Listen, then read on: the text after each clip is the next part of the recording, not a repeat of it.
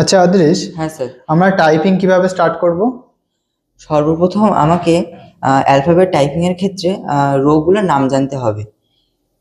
এই ASDF এই রোটাকে বলা হয় হোম রো, QWER এই রোটাকে বলা হয় টপ রো, এবং ZXCV এই রোটাকে বলা হয় বটম রো। এরপর আমাদেরকে এই 5টা আঙুলের নাম জানতে হবে।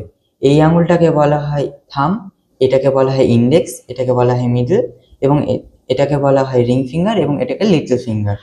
এরপর আমাকে কিবোর্ডে এই হোম রোতে হাত সেট করতে হবে। এই হোম রো থেকেই আমরা সর্বপ্রথম টাইপিং শুরু করব। লিটল ফিঙ্গারে এ, রিং ফিঙ্গারে এস, মিডল ফিঙ্গারে ডি, ইন্ডেক্স ফিঙ্গারে এফ, এবং থাম ফিঙ্গারে স্পেস। এইভাবেই আমাদের রাইট হ্যান্ডেও তাই করতে হবে।